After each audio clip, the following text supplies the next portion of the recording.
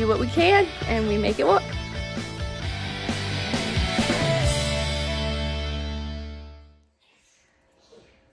I have my first wedding of the 2025 season this weekend. Today is when the flowers are supposed to be delivered. I always pray that they are delivered on time, and sometimes that doesn't always happen, but praying that they deliver on time and that I can get them opened up and in water and start to hydrate. So I will show you the whole process from Wednesday when the flowers arrive all the way through Saturday delivery. You might hear Dean in the background. It's a Wednesday morning. I am getting the kids up ready to head to school, and the flowers should be delivered this afternoon. It is 6 o'clock on Wednesday night. The flowers made it home. Dean's cutting the box open for me. Dean, put those scissors up after you cut that box, please. Levi's playing in water, and we are going to get these flowers hydrating and get them ready to design with tomorrow. So wedding weeks start on Wednesday. They actually start prior to that with ordering and everything, but they arrive on Wednesday. That's the goal. And then I design the bouquets Thursday night, centerpieces or anything like that I have to do. And then Friday night is usually the boutonnieres and corsages.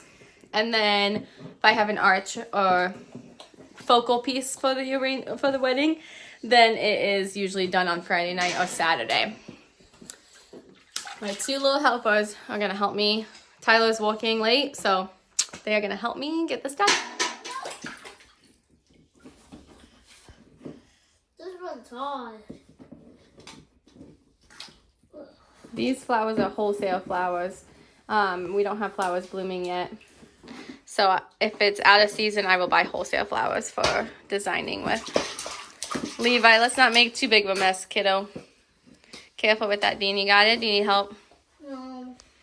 There needs to be one more piece. Oh, I got it. You got it? Good job. All right, can you put the scissors on the counter? Just do that box for now. We'll do this box too. Okay, you can do that box, but be careful. We're going to do one box at a time, so you open that one, but we're going to take the flowers out of the other one first, okay?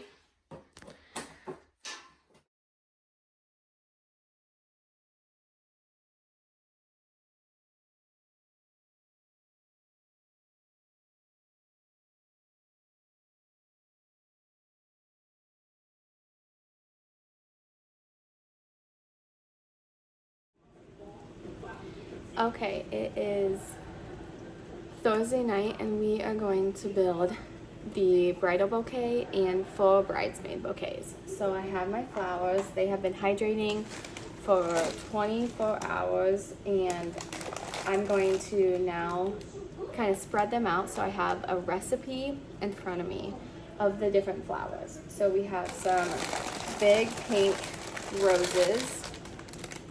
I'm going to open everything up. We have some lysanthesis, we have some greening filler, some leather leaf that I'll use, and then we have some blue, starts with a D, I always mispronounce it, delphinium, I think is what it's called. So we're going to use some of this for the blue accents in the arrangement in the bouquet, and then I have some thistle as well, so we're going to use the thistle too because the colors for this wedding are gold and blue, so we're going to use this blue to accent that. And then I really like these roses here. They have kind of a natural gold to them, so that is my plan. And let's build. I always start with the bride's bouquet first because she is the star of the show and I want to make sure that I have her bouquet perfect, and then I will add in flowers to the bridesmaids bouquets that look similar to the bride's bouquet but just a little bit smaller. So I like to make the bride's bouquet first so that way I know kind of what I want it to look like, and then I can mimic the bridesmaid bouquets to the bride's bouquet. Okay, I am doing a spiral method. So what you do is you place the blooms as you're going, kind of crisscrossed over the last one that you did. And sometimes some of the mistakes that we make is that we make them too tight. And you want, the trend right now is more of a natural flow to your bouquet and more of an organic feel to it. I like to create kind of the width of my bouquet first too, so I like to use some greenery for that. And then I'm just kind of alternating flowers and just kind of alternating what comes next. So obviously I'm not going to use this big long stem here, so I'm going to cut off, I'm just going to cut off right away the bottom, and then I'm going to take off all of these little blooms at the bottom. And this is more of a delicate flower, so I'm going to protect it by adding it a little higher up in the bouquet. So by kind of protecting it by keeping it a little higher and crisscrossing it right there.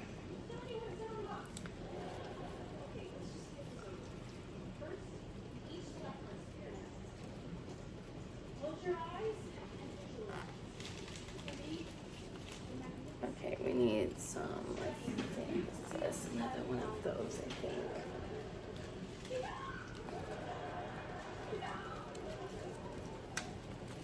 There's another rose to kind of contrast the larger one.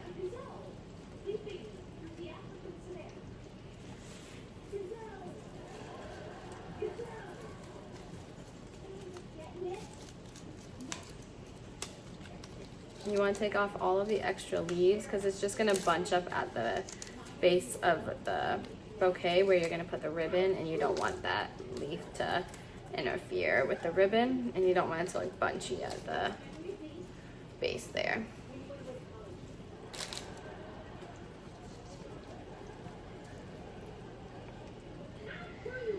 Let's put another emphasis.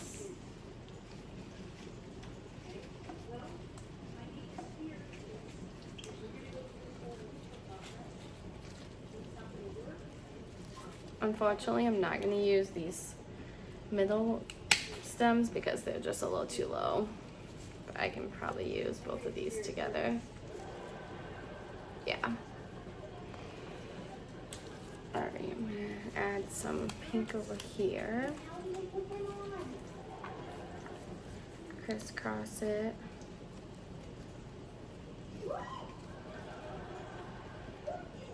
Okay, then let's add another one of these.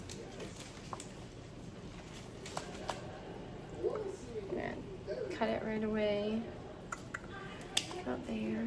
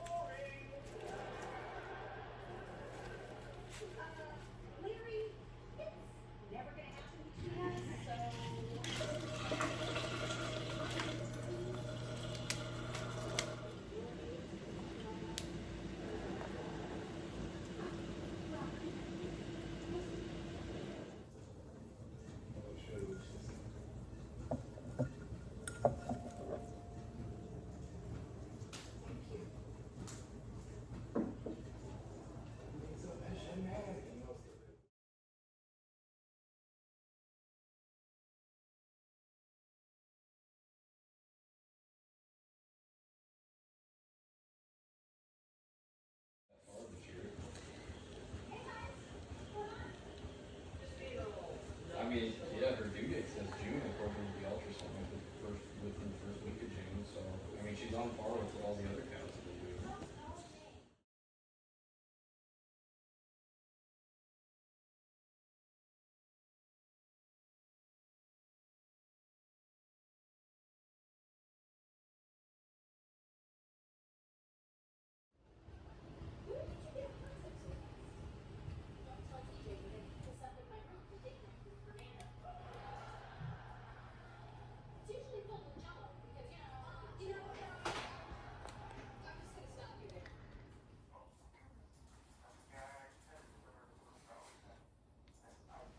Up next is the boutonniere.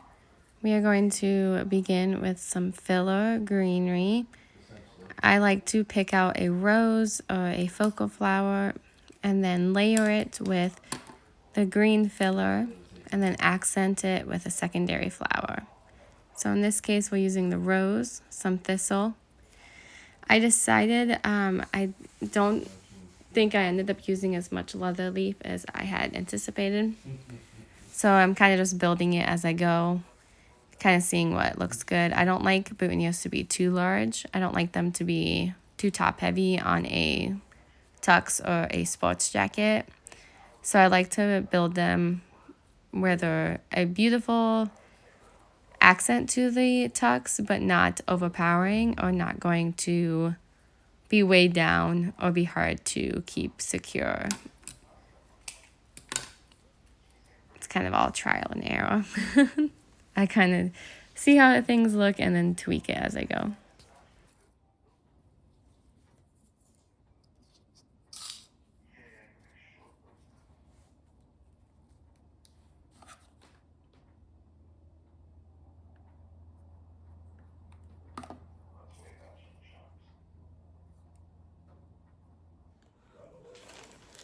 All right, let's unbox these together. So I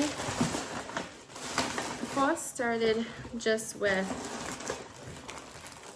I would put my boutonnieres and corsages in like a Ziploc bag, but I just felt like it didn't look very professional, and also I was worried about the boutonnieres and corsages getting bent in travel.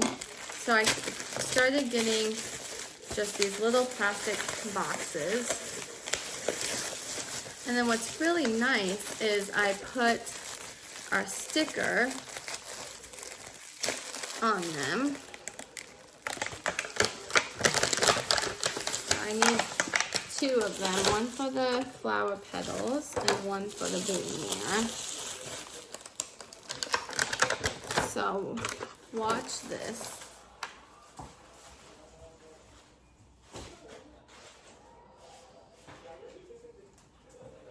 So I'm gonna use our HB stickers. I'm gonna just take one of the clear boxes, take a sticker off.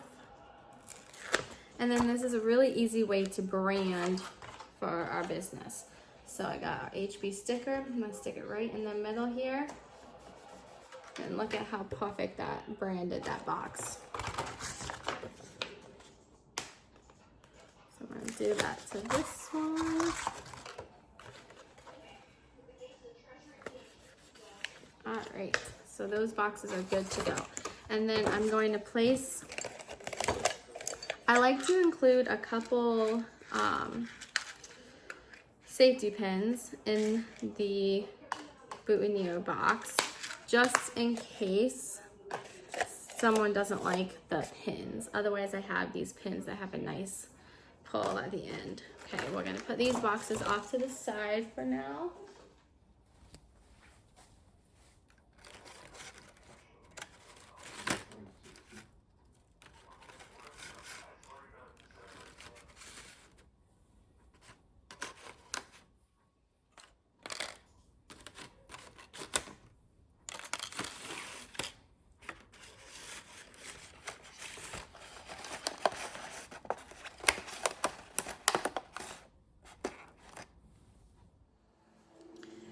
All right, we are down to the last bridesmaid bouquet.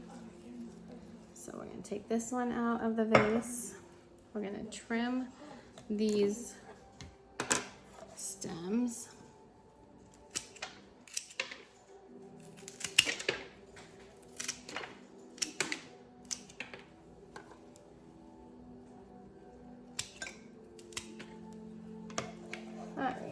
then we're going to take our floral tape, stretch it.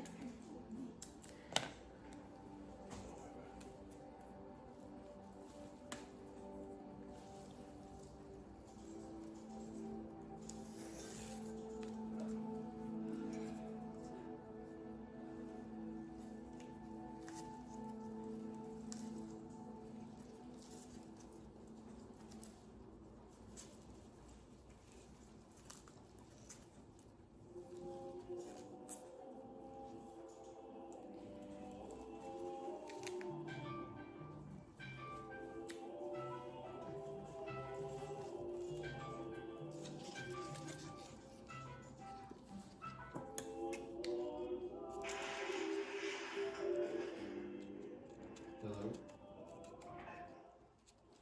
Sounds like you're in a waterfall. Sounds like you're in a waterfall. I'm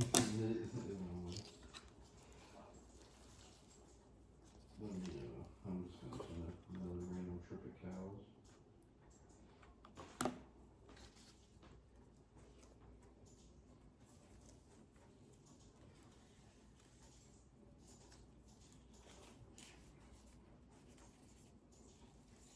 I've just been kind of knocking some quests off here and there, so I was like, oh, yeah, I see. Got one off the list. I'm up to 34 quest points. I've just been doing like one for XP here and there, or really easy ones.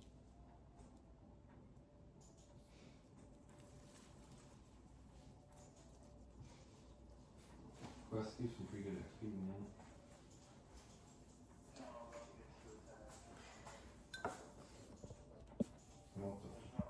I'm pretty much up to 44 quests.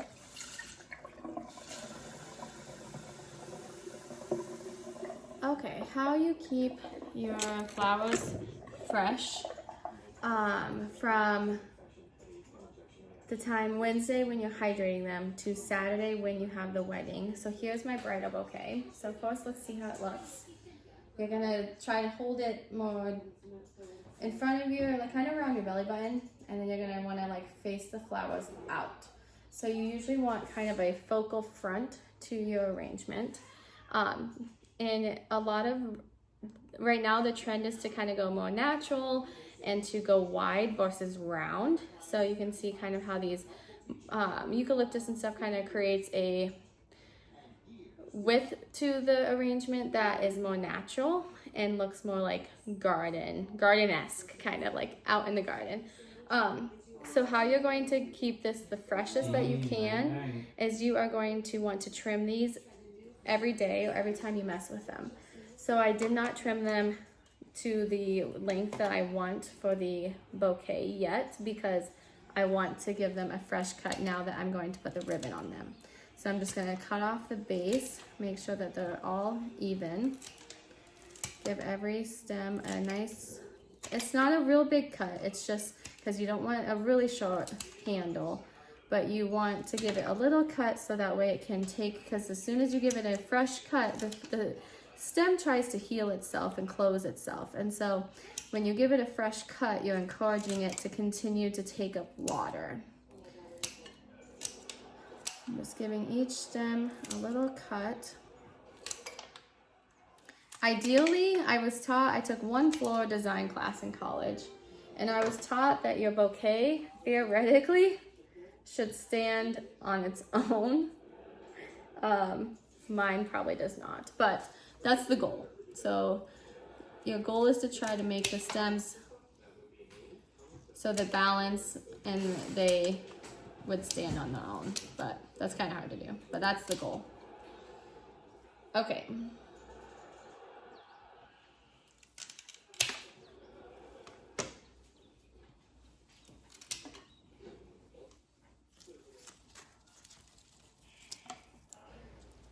If I have time and if I have extra flowers, I like to add a special touch and create a arrangement that the couple could use around the guest book table or the cake. And then I also am taking petals off of a couple roses for the flower girl.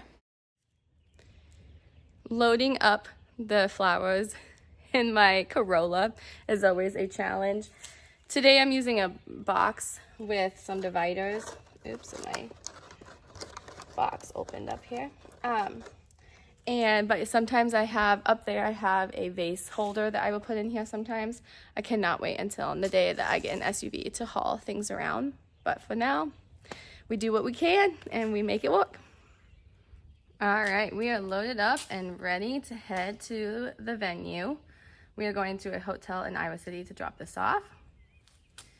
So beautiful. Love how they turned out. If you made it all the way to the end, thank you so much for watching. Please like, subscribe, share, comment. You know the drill. Thank you.